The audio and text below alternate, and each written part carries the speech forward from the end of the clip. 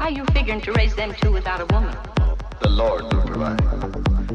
The Lord is merciful. Oh, what a day this is. And there's little John. What's wrong, John? Come to me, boy. What's wrong, John?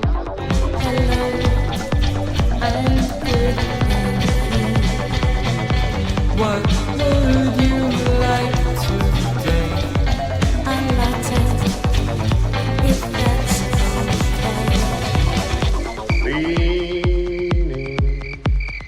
Leaning, safe and secure from all alarms. Leaning, leaning on the everlasting arms. Hey everyone, welcome back to No Intermissions, the double feature podcast where we pair the unpairable and link the unlinkable. Two unlikely movies are picked at complete random, and at the end of every back-to-back discussion, no matter how hard it may be, my guest and myself will find the connecting thematic tissue, whether it be from genre, aesthetic, motive, or style. As always, I'm your host, Jack Siddle, and last time you guys would have heard from us, it's when I would have paired my good buddy Tim McQueen on, when we sort of paired the lost wanderous odysseys of John Ford's The Searchers and paired it with the animated movie, which funny enough had the exact same plot we found Finding Nemo. So make sure you go check that one out. But as always comes with a new episode. I've got a new guest bringing on a new double feature. I'm very excited to announce the guest I've got on today. He is the Australian director with 100 films to his name. Very excited to bring this gentleman on. He is the founder of the film journal Senses of Cinema. It is Mr. Bill Mousoulis. Bill, how are you going today? Hey, Jack. Pretty good. How are you? I'm good, thanks. I'm good, thank you. I know this has been a long time organising this, but I'm so excited to make this happen and for you to come on and talk some movies. Yeah, no, thanks. Yeah, no, I'm always kind of busy doing things and Of course. mainly organizing screenings of other people's films and whatever, but that's cool. Yeah. Good stuff, good stuff. And that's how we met. We met at a Q&A of one of your movies, actually a movie we're going to talk about today. So that'll be fun to unpack and sort of get into the nitty and gritty and how it was made and sort of get some techniques from you and some tips and tricks on how to get stuff made like that. So no, that'll be really cool to get the insight on that. Sure, not a problem. But with that, Bill, what two movies are we talking about today? Okay. Well, I think you said in your intro that the two films are like randomly selected, but they're not randomly selected. When you want to try and, look at, two films that are seemingly different but have connections, then you got to think kind of a little bit about it. And so, yeah, I must confess this is my choice of films. We made an exception this episode, of course. And I know it's a tricky one because, like, I've also, my film is one of the two films. My film being a film called My Darling in Stirling, which is a low-budget Australian, film, which was shot in Adelaide a couple of years back, and the other film is The Night of the Hunter by Charles Lawton from 1955. A very singular kind of piece of artistic work, I feel, and on the surface, the two films are really kind of different, but we'll do a deep dive into that. Yeah, absolutely. There's much more. I'm so before we actually get into the first movie we'll talk about, I was so excited when Bill thought of Night of the Hunter as one of the movies. I was like, fantastic. I've never seen it before. This is going to be a great excuse to finally get around to watching it. So I was wondering, very impressed on that selection because it has been a huge blind spot for literally years. So I'm very happy that you picked that one. But that's it. So we're talking Night of the Hunter from 1955 and pairing it with My Darling in Stirling from 2023. But that's it. No time to waste. Let's get straight into it. We're talking Night of the Hunter. The combined powers of Paul Gregory and Charles Lawton brought the King Mutiny Court-Martial to Broadway. Now the screen receives that same creative, electrifying impact. The Night of the Hunter.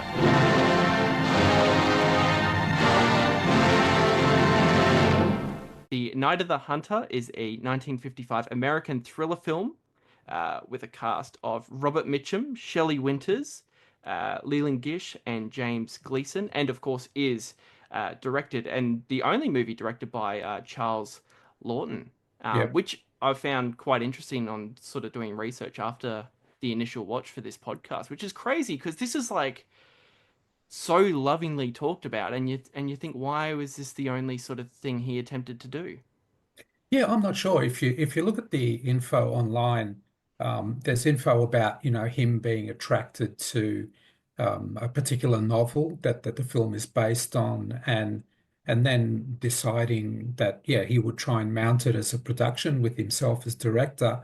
And then there's, some info about what happened after that, the reception of the film, and him trying to get another film up. But as to the beforehand, I mean, in 1955, I think he was about 55 years of age. I think he was born in 1899. Hmm.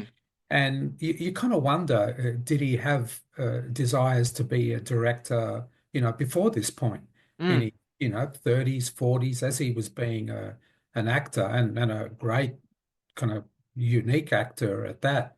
Did he have any desire to make a film? But anyway, whatever the case, he certainly had the desire in at that period, and I don't know how long. I think it did take 2, 3 years from initial, kind of thought to actually, get it made and then release it.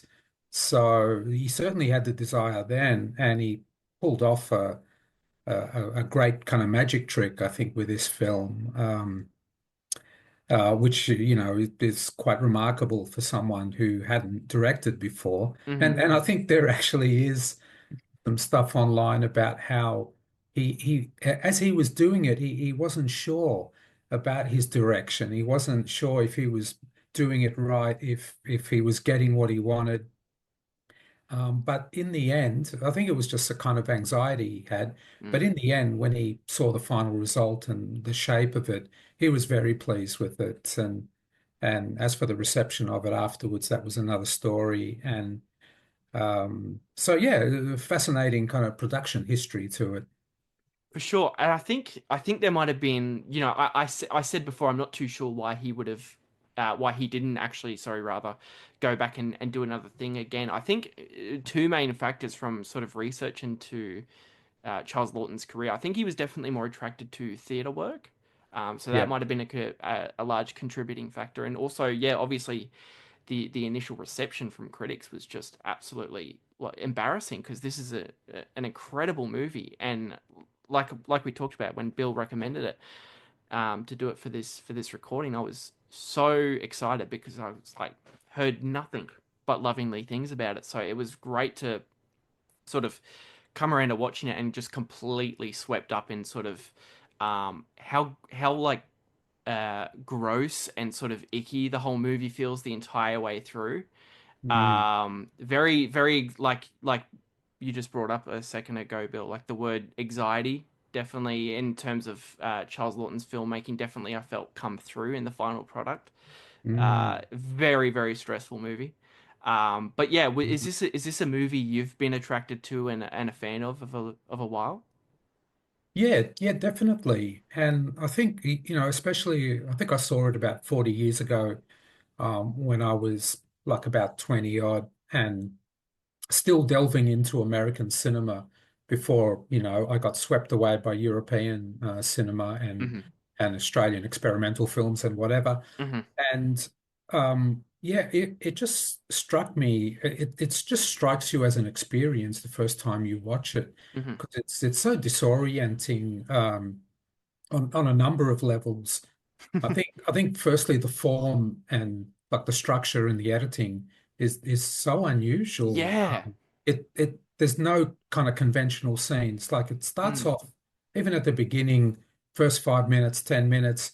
Like it starts off with all these short little clipped kind of moments that really build. It's almost like it gets the the essence of each scene and just shows you those 20 seconds or maybe 30, and then it Right. cuts to another scene. And Yeah. but I think the main thing that startled people, I think it is at a formal level, and that's that the whole whodunit element Mm. is not there. You know, it's Yes. basically we know from the very beginning that Robert Mitchum's character, the priest, is truly evil. We know that he's the one that done it.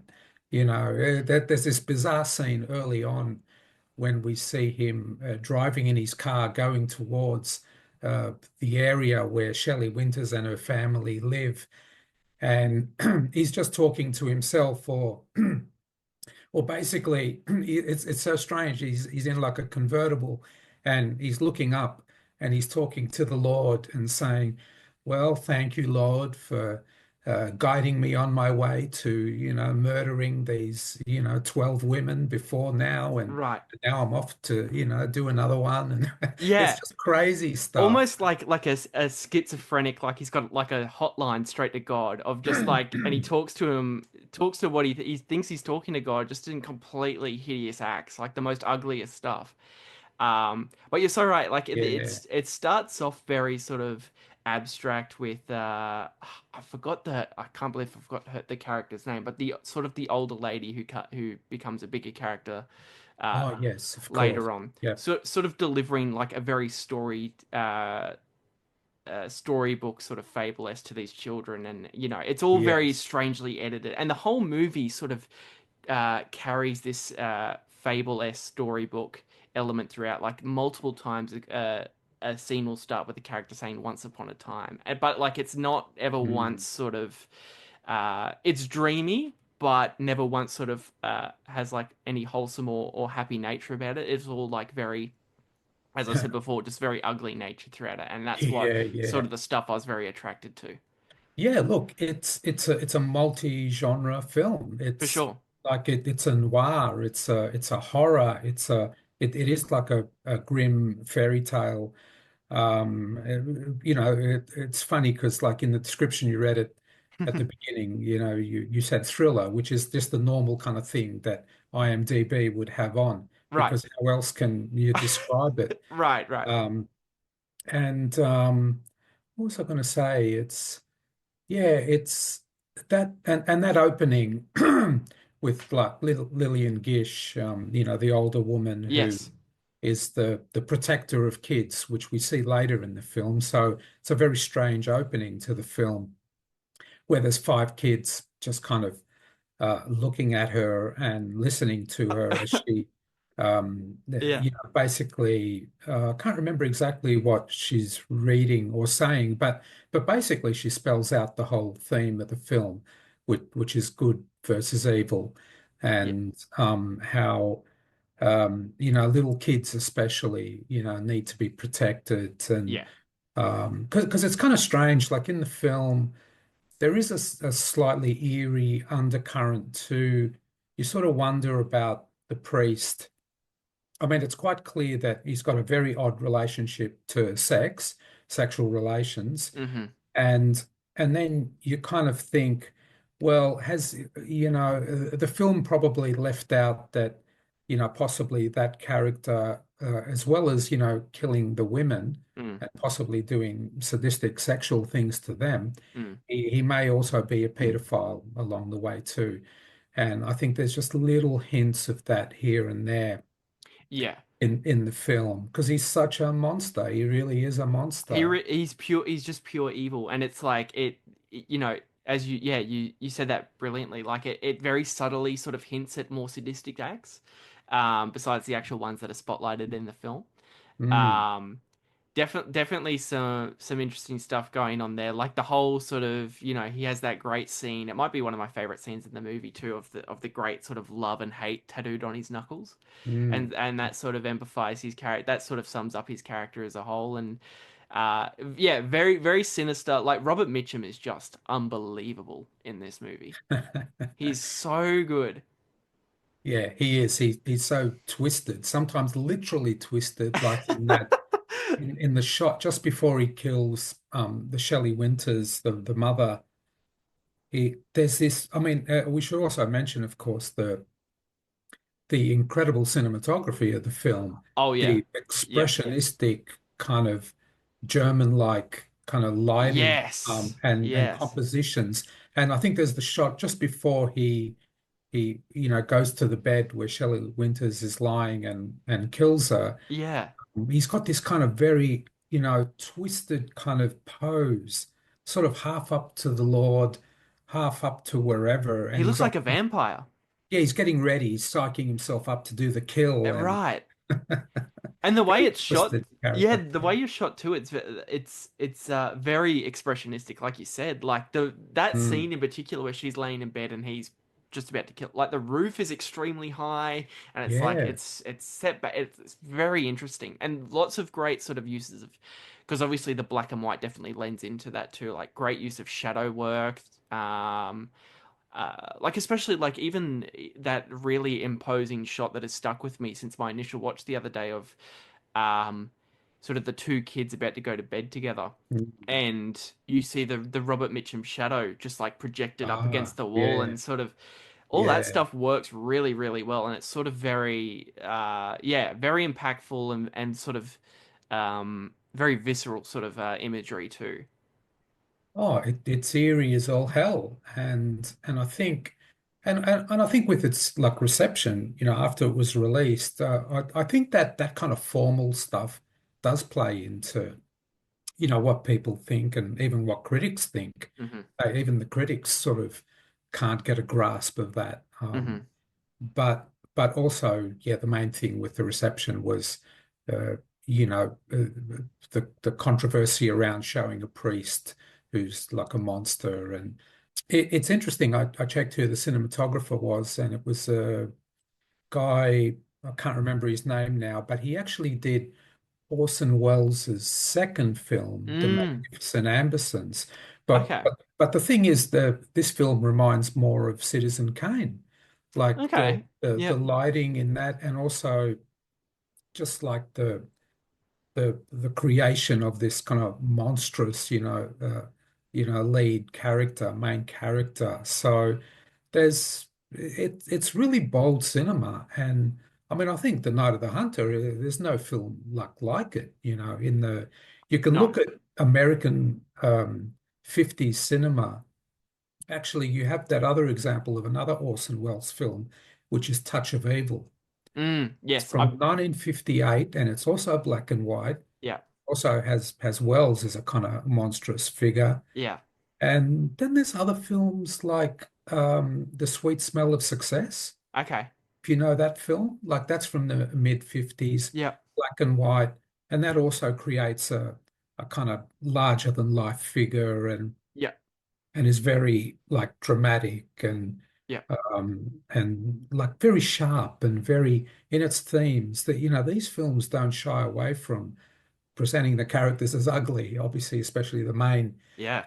character. So there's so much going on in Night of the Hunter that it's a real rebel film. It's a real Yeah. um, iconoclastic film within Hmm. the scheme of American Hollywood cinema, which was changing a bit anyway. And in the 60s, it would become, it could kind of actually it would kind of firstly it would free up and then be joyful and all that kind of thing. And then it could get it, then it started getting dark in the 70s, Hmm. and you have, Robert Scorsese coming along, and people like that. But anyway, it's an interesting film overall. Yeah. That's really great you brought that up, because, like you said, I was thinking the exact same thing where I couldn't think of anything like this movie. Like Night of the Hunter very much stands on its own two legs, very Mm. very sort of removes itself from the pack. But from what I've been reading, I haven't seen it yet, but the only people that have been saying the only movie like it is Touch of Evil. So I will have to get around to watching Oh, that very okay. soon. That's good that people have noted that. I just thought of that myself, but That, yeah, yeah. yeah. Mm. That's so I don't know. Yeah, I will have to get around to checking that out. But yeah, I mean, like, it's interesting because I think there are so many, so like you said, like the who done it element is completely removed, Mm. because it does sort of get into the ugly subject matter, um immediately. And I think also too that it does lend itself the favor of having such a short runtime. Like I was shocked that this movie only runs for 90 minutes.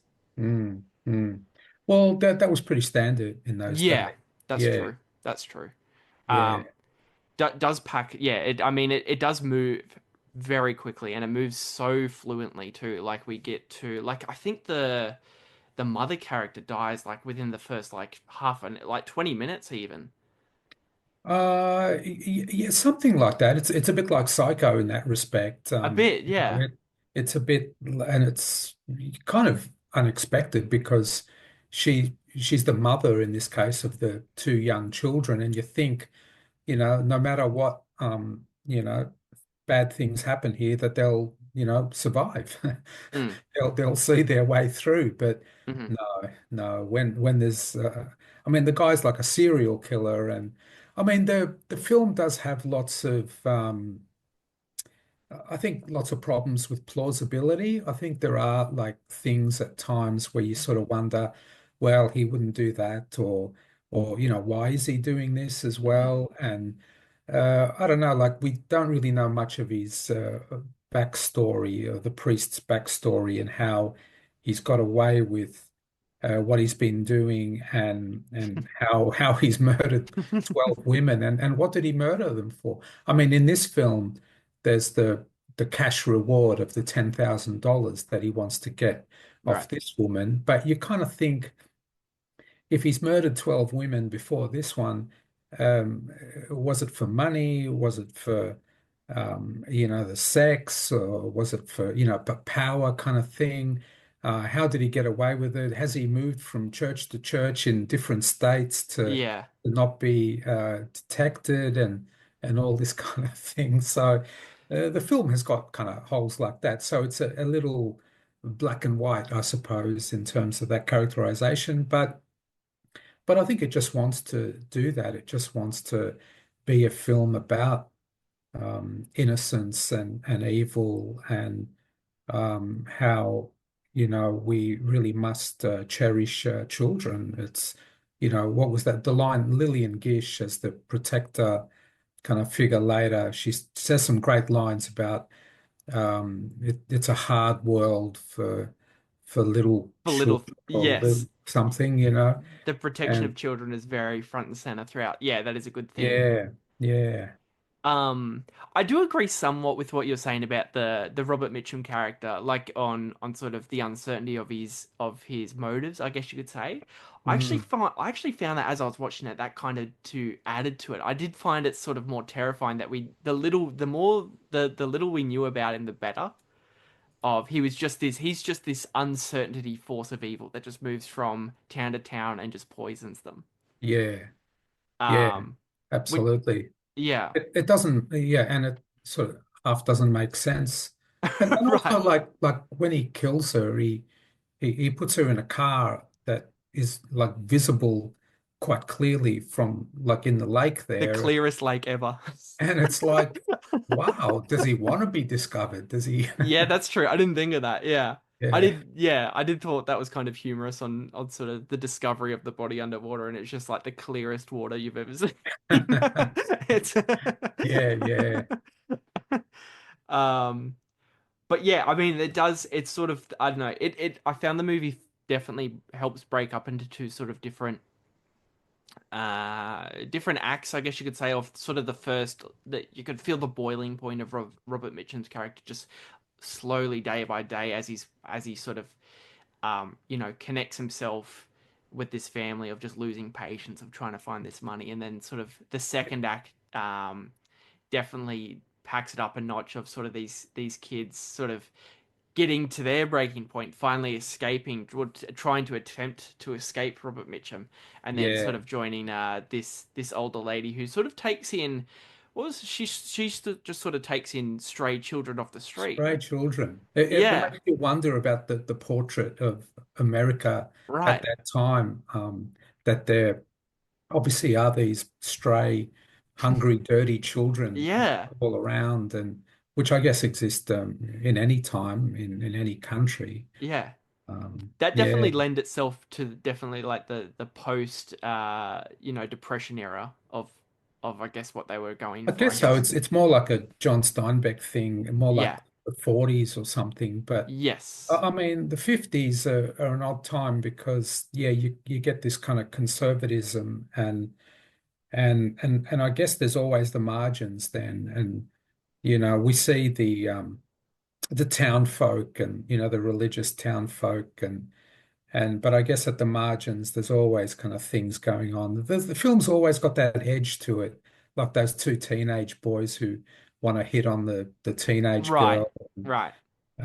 things like that. But I want to get back. I want to Mm. discuss one interesting thing, which is, yeah, like the priest Robert Mitchum all Hmm. along is pretty much thwarted by the boy. Hmm. Of the two younger children, he's trying to get the money off. The boy is the older one, and the girl is, quite innocent, and the boy really shows great resolve in trying to, get away from the priest and trying to hold on to the money and as it goes along, there's this fascinating moment when Robert Mitchum, the priest, gets caught by the police Hmm. and and he's on the ground, and the boy has a flashback to when his father Hmm. was caught by the police and was on the ground and handcuffed, and Hmm. and and and he he then kind of spills the money over the priest and by throwing the doll at him, and it just makes you think it's really a a sub theme there is definitely trauma, the trauma Yes. of the kid Yeah. that he's kind of faced, and which is a subset of protecting children. It's kind of like, okay, we don't want harm to come to children, and we Right. don't want them to be killed by mad, evil people. But also, yeah, the trauma that the whole 100%. experience has caused, it comes across quite strongly, and I don't know. So there's quite a few I edges to the film. I couldn't agree more. That was a great boiling point for that character because he is like what 10 years old, and there isn't a massive amount of Mm, pressure put on him from the get-go of his father saying, "Okay, yeah, it's your responsibility now to look after this money." And yeah, obviously that money leads into some of the most horrific events for this in the span of what like a week for this boy's life, or maybe a bit longer, because like obviously this money leads to the death of his mum, puts him and his yeah, sister's life in peril multiple times, brings yeah, this horrific monster into their lives. So yeah, that was like you're yeah. totally right in bringing that up. It was just a boiling point for this young kid. Too much pressure, and just go okay, yeah, I've just given in now. Mm, mm. And it would Um, be interesting if there was like a sequel of the film set, 20 or 30 years later. And, that boy, of course, could have developed into an odd person himself, well, a that's it. Yeah, murderous person. It's like that the that rippling damage effects. that kind of trauma kind of does. Hmm. That Yeah. that's it. I mean that's to lens back into what we're talking about of the subtlety of the movie, where it never sort of touches on any of that. It just sort of yeah, it just leaves you just to wonder of what sort of these characters are just left with these horrible events, and that's it. Mm, mm. Yeah, but I mean, probably pivoting towards final thoughts on Night of the Hunter. So, Bill, this is just where we sort of, any final thoughts we may have we want to wrap up with talking about it. Any sort of scenes we may have left out. Any favorite scenes. Any sort of favorite lines of dialogue that we maybe left out. Um, I'm not sure. I guess. It's good that you yourself have emphasized the kind of eerie quality of the film. I think it's one of the main things about the film, and even the shot that looks quite odd to us of the murdered body of Shelley Winters in the water, because everything it looks kind of staged and clear, and it's one of the eeriest kind of Yeah, shots that you would ever see on the yeah, screen. And just something very eerie about it. And so the film all along has these kind of odd moments. For example, like when early on, because we still don't know exactly with the priest, uh, what is his sexuality? How does it work? How does this sadism and power play work? Like we see him at a like a show. I think it's like a cabaret show rather than a strip show, and he's looking at the woman on the stage, and then we see he has he sort of his hands are out, but then he puts his hands in his pocket, and then we see this shot of like the little switchblade knife he's got Mm. just popping through his clothes, going, Mm. Yeah. and that's like the erection he gets. Right. Yeah. Right. It's Right. just It's bizarre. it's all through just like this horrific violence, no matter what it, even like something like a sexual thing like that. Yeah, it is interesting. That's Yeah. something I didn't think of until, yeah, that's a good point to bring up. Yeah, so I think that's the main thing the film kind of leaves us with is that this kind of eeriness and horror and ugliness and um I guess there's films that do it, even now, but a lot of genre stuff, a lot of horror genre, Mm. for Mm-hmm. example, Mm-hmm. it is quite what's the word, like coded or kind of it's got its what's that word I'm looking for? I can't think now, but it's got its like strategies and moments and they're all pretty much within what you would expect. Mm-hmm. But of course, that's with the development of the horror genre over the years. Mm-hmm. So it can get more subtle or more edgy or more this way or that way. But I can imagine in 1955, this film would have packed a real punch. Mm-hmm. And I think there's actually a 70th anniversary uh, restoration happening. I Oh, think fantastic. there's, I think like the Thornbury Picture House, that cinema in Melbourne, has got Yeah. a, a 70th anniversary. Whether it's a kind of restoration, I'm not sure. Fantastic. Did you see the version that's on YouTube I that you did. paid I for? that's Or? how I watched it. Yeah. Yeah, that's pretty good. That's pretty It's clear. not bad. Yeah. Pretty, yeah. But there might be an even better version kind of coming to our screens. I mean, yeah, Yeah. I'm kicking myself in retrospect because I had the chance to see this on a 35 millimeter print a few months ago and just I don't know what happened. I Okay. just got a bit busy with something and missed it and I'm like, oh, because after watching it now I'm like, man, this that would look absolutely incredible on a 35 mil. Yeah, that's how I saw it Yeah. back 40 years ago. And there's that one sequence we haven't talked about, which is, when the two kids hop in the little boat and Oh, of have to go course. down the river. They go Yeah. down the river and it bizarrely, like it's kind of like a moment of anxiety and they're trying to get away from the priest and but we see all these, it's nighttime and we see images of, nature and animals and, frogs and But it's like horrifying. It's like it's really it's uneasy. bizarre. I It's know. really uneasy photography. And I was like, I couldn't put my finger on it. Why? Because it was like close-ups of like frogs and but it's all like just done with no score. It's completely silent and it's horrifying. It's really Yeah, interesting. it's just really eerie. It's Yeah. kind of like I think it's playing with that notion of, oh, here are some innocent animals and and I don't know, even notions of this is a peaceful moment in a way. It's the middle of the night.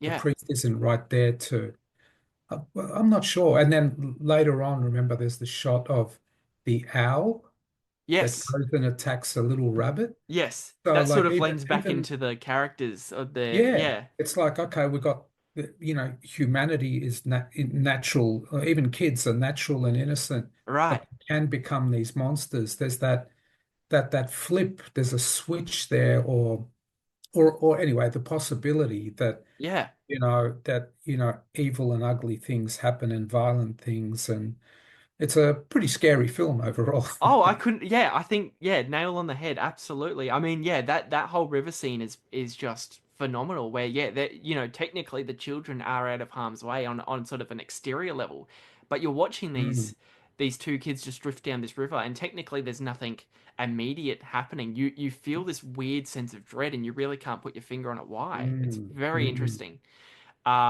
But man, I mean, this is it. Like, I think it does phenomenally lend itself to the sort of economic structure of the thing, definitely with the post depression era. of where America was at the time. And I love the use of imagery of like hiding that stolen cash and in the little girl's doll of having sort of this Mm. ugly nature being something so innocent and wholesome. So that was really brilliant. But yeah, I was just completely taken with it, and I'm so happy you recommended it, Bill. Yeah, no worries. Yeah. Um, but yeah, I mean, that'll probably do it with us on Night of the Hunter. We'll be Yeah. right back. We are talking My Darling in Stirling. So, My Darling in Stirling is the 2023 Australian musical film with a cast of Amelia Dunder, Henry Cooper, Tina Crawford, Lisa Boothly, and Joshua Blenktrin. I hope I'm pronouncing that right. And of Blancuron. Blankeron. There we go. I've actually Blancuron. got the appropriate person here to correct me on that. That's fantastic. And of course, is directed by the gentleman here, Bill Mousoulis. So yeah, I mean, I was much like the last movie we talked about, Night of the Hunter. When my initial watch of this sorry, let me rephrase that. When I had my initial watch of this, My Darling in Sterling, back in I think when was that screening? November, October, October October last in year. Brisbane itself. Yeah. Mm. As I was watching My Darling in Sterling, much like as I was watching Night of the Hunter, I thought to myself, I've never seen anything quite like this before. Cool. Um, and I think, and obviously, yeah, by Bill's reaction there, I think that was sort of your intent. Yes, that's one of my intents with kind of pairing these films. But I think just generally, yeah, it's amazing when cinema can break out of its genres and styles and forms and do something a bit different. And it doesn't happen that much, because cinema is such an industry and it relies on making money. It's not like art, for example, or of course you can have like low budget cinema, like mine is too, very low budget, and you can have it on the margins and it doesn't go into the cinemas and whatever. But I think cinema is also much harder to do than something like art or writing or whatever. So you're going to have less films that are, different to the norm. Mm, So I think even, a lot of people who are unusual, like David Lynch, let's say, hmm basically they can still slot into the industry. And occasionally they might make something that's a little too left field.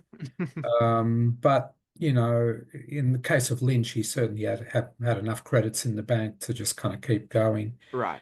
But yeah, but the main reason I've paired my film with Lawton's film is because both films basically show innocence and a duplicitous character where you think the character is a good character but they're really kind of evil. I mean, in my Mm, case, it's just the cafe waiter, the boy that the girl falls in love with.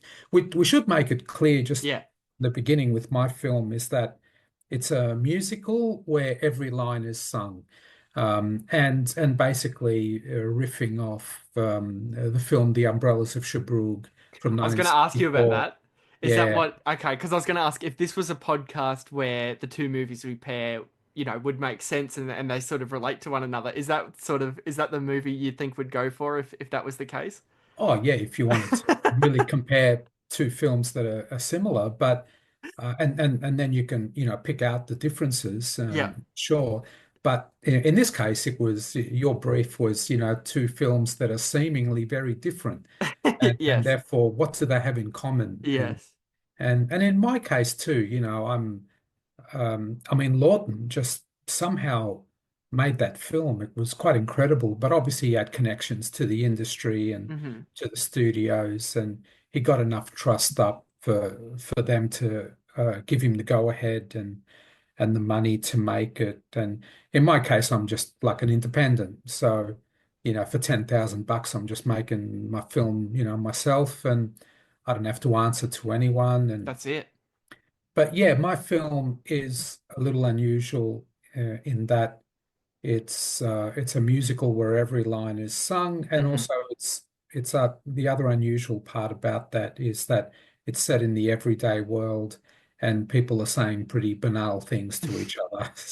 So having that combination of singing a banal line, um, yeah, that combination, it's a banal line, but you're singing it in a certain way, and it creates Oh, an, it's fantastic. um, yeah, It was the perfect sort of going into a movie completely blind, because to set anyone up unfamiliar, you know, friend of the show and obviously last guest we had on, Tim McQueen, curated a Q&A of this screening. yeah, he That's was how I there. first watched it, and he sort of hosted this Q&A where Bill attended, of course, and was lovely enough to answer some questions from the audience there. And Tim said, "You got to come along to this screening. Don't look at, just come along and just watch it."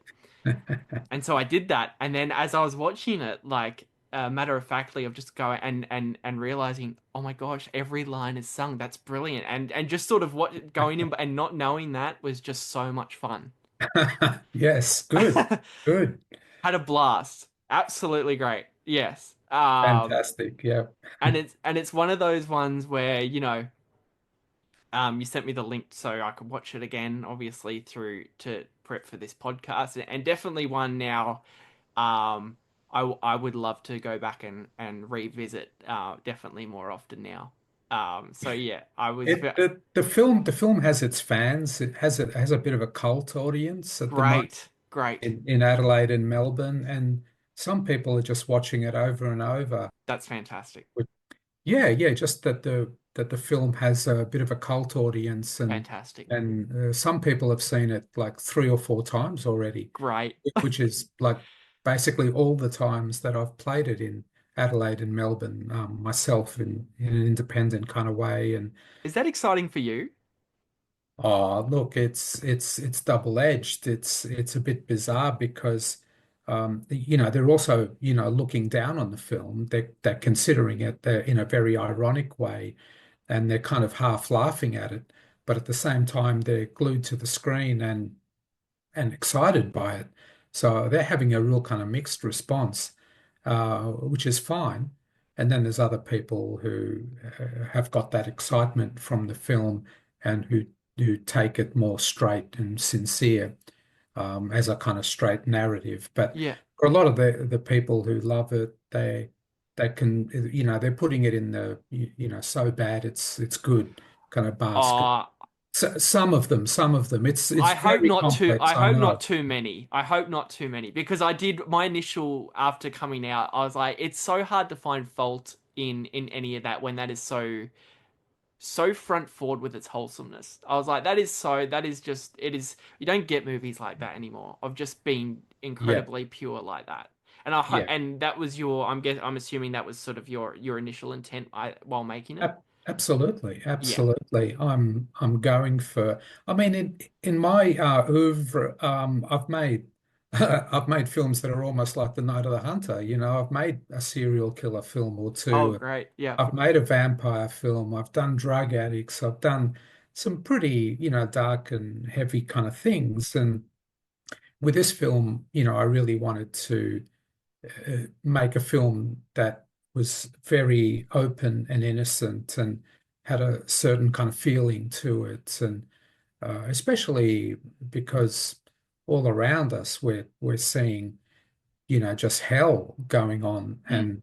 and as if the past few years weren't bad enough to have authoritarian, figures in the world at the moment, oppressing and killing people and really trying to, you know, uh, kill off, progressive kind of rights that people have. It is quite horrific. And so, yeah, and also like in Australian cinema in particular, so many horror films are being made.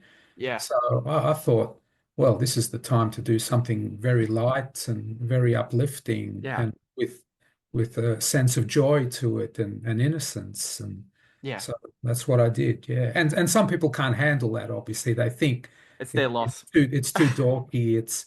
But also some of those people I mean, there's some people who think it's kind of too dorky and they walk away and that's that. But others think it's, yeah, a bit dorky and innocent and they just love it, even though Mm. they think they're still looking down on it. So it is just one of those things. And that's fine. A film will always get all kinds of reactions Well, if it's a that's it. good film. You know you've done a good job as a director then.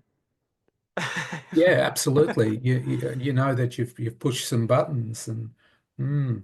What was the initial sort of like scheduling? Like how long did this take to sort of from the pre-production stage to the final edit there? How long do you think it Well, it took a little while. I mean, because we're talking it's a musical. So a Yeah. musical, the main problem with, a low budget cinema is that, how do you create a musical? So the music and the songs have to be written and recorded and edited and so my strategy was to do the unusual thing of, hunting for, music online, Mm. instrumental music tracks.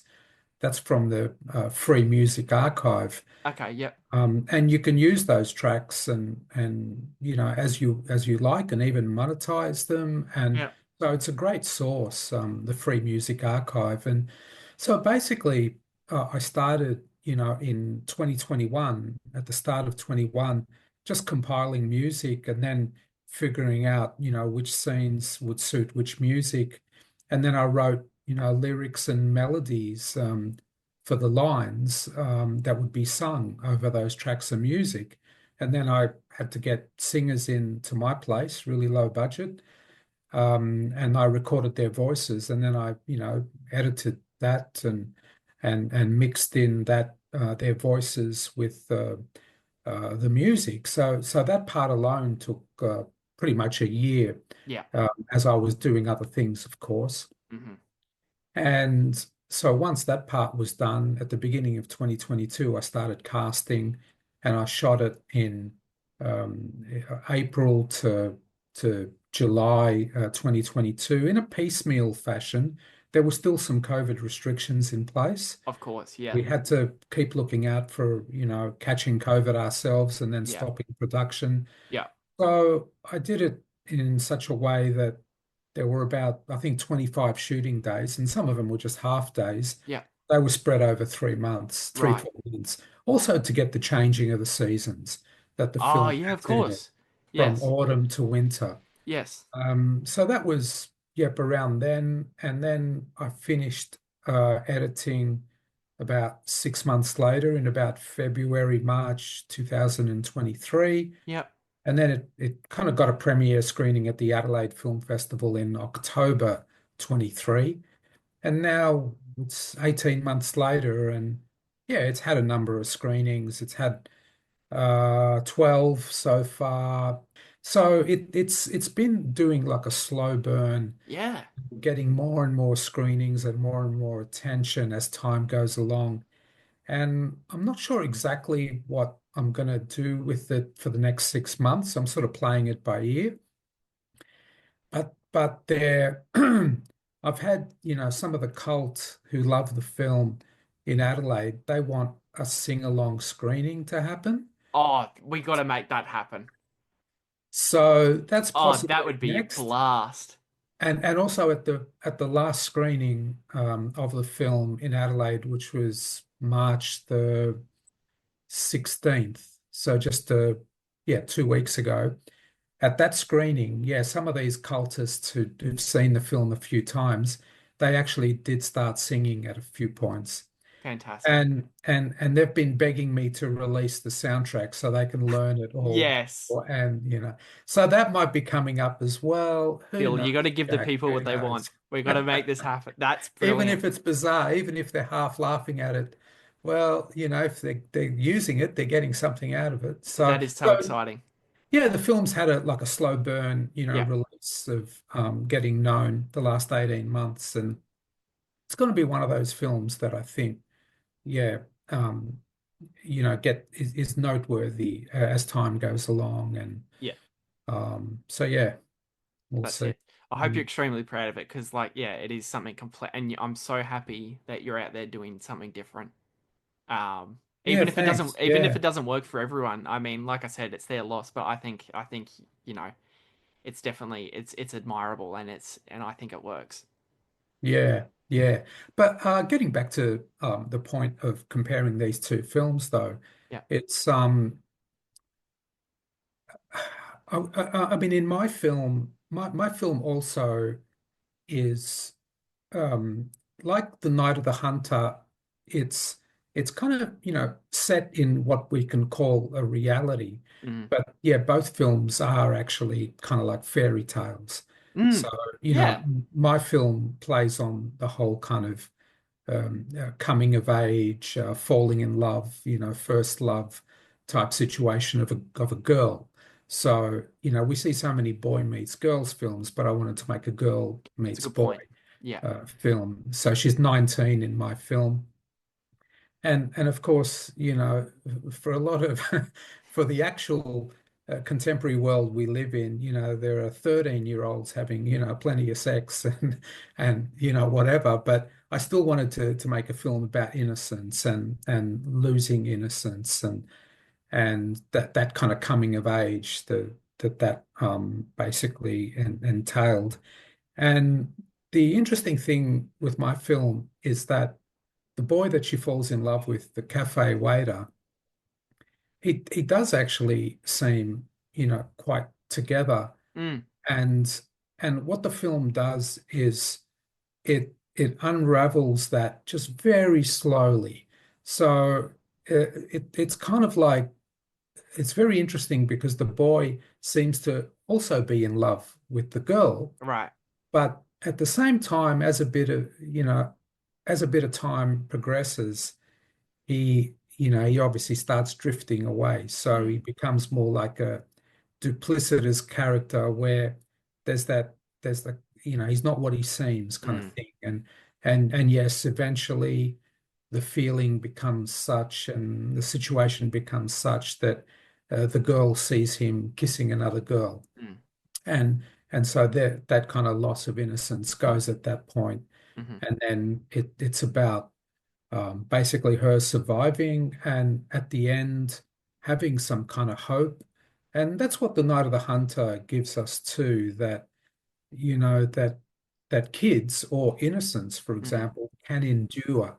It can kind of keep going. So Mm-hmm. it's yeah, it's a strange pairing of the two films, but I just thought I'd throw that in. No, that's it. Well, I was just gonna sort of say, just because we were on sort of a time here, so just sort of thought about like final thoughts on My Darling in Sterling, but also as we talked about the sort of the subject matter of the show of sort of pairing the two films. But yeah, I don't think there's really too much more to add because you've just done it brilliantly there.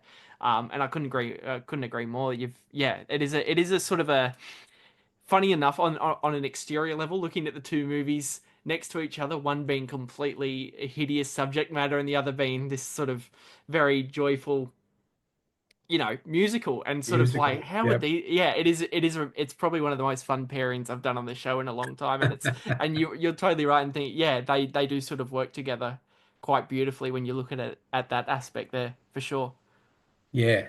Yeah. Also, one's black and white, one's, glorious color One's very vibrant and yes, and actually Night of the Hunter does have quite a bit of music in it, quite a bit of yeah, songs, like yeah, nursery rhyme things.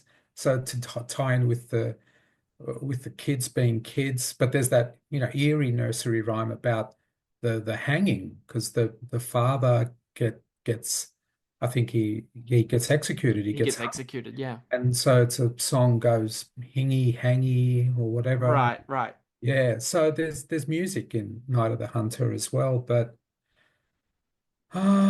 yeah, No, I I don't know. think you've Yeah, I don't think there's anything more I can add to my film unless you want to ask me something about it or whatever. But yeah, No, I think we've covered it on all cylinder. I mean, you've done well in pairing the two movies. I couldn't agree more on sort of why these two would work together. I did also find it's the two work very well together and being sort of like front and center like economically, like obviously with you working on such a low budget Mm. and very independently, but also uh it also works too in the fact that I felt the two movies were definitely sort of love letters to previous sort of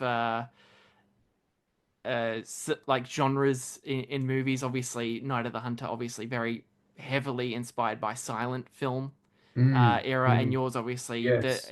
your film My Darling in Sterling reminded me a lot of sort of the extravagant Technicolor sort of musicals and everything, Yeah. and yeah, Yeah. so Good. I felt Good. they that sort of clicked for me as I was watching both. Um, but Mm, yeah, no, mm. I think we've done well on pairing them. Yeah. Yeah. Cool. Yeah. Um, but no, I want to thank you so much, Bill, for coming on. This is normally the time. Have we got? Do you want to plug anything? Is there anything, any upcoming projects that you maybe want to tease or anything like that, or any of your social Um, medias? well, I guess for people in Melbourne and Adelaide to keep a lookout for certain independent film screenings that are happening. Mm, Um, I live in Adelaide and but I've always been a kind of Melbourne person. And so in Melbourne, under the name Unknown Pleasures, I put on kind of monthly screenings of Australian independent films. And then in Adelaide, there's a group called Movie Juice, which isn't really a great name, and it's been used by other people as well. But Movie Juice are a collection of young kind of filmmakers and film lovers, and they're putting on screenings all the time, and they're putting on the screening this afternoon. I mean, this podcast will come out afterwards, but it's March 29 today, of a Brisbane independent filmmaker called Adam Briggs. And so, there's things to look out for in both Melbourne and Adelaide when it comes to independent cinema. Rather than just going to, mainstream films and other things like that. And also, yes, even I agree, Australian cinema is pretty boring. But, at the independent level, I think there's things going on that people should, look out for and, give them a go, I think. Mm. fantastic. No, yeah, very well put. And yeah, so everyone listening, yeah, keep an eye out on Bill's work there, because I think hopefully, have you got? Can I ask? Have you got any sort of thing you're working and a new movie you're working on in the future at the moment? Yeah, I am thinking of something. Okay, So it's going to be like another upbeat kind of film, but not a musical. okay, It'll be some kind of like anarchic comedy in the vein of Pee Wee Herman or great, Jerry Lewis or something like that. That's what I'm thinking, but I think I will follow through on that thought, and I'm fantastic. slowly starting to write some ideas down or Okay, actually just file them away in my head. But yeah, so yeah, that'll be next, and not sure when I'll be shooting it or releasing it. But after years of making kind of darker films, I'm making kind of more upbeat kind of films now. Yeah. brilliant. Yeah, definitely. No, that's great. Mhm. No, but yeah, thank you once again, Bill, for coming on. It's been an absolute pleasure. No worries, Jack. Thank you. Yeah. No worries. Thanks everyone for listening, and we'll see you on the next one.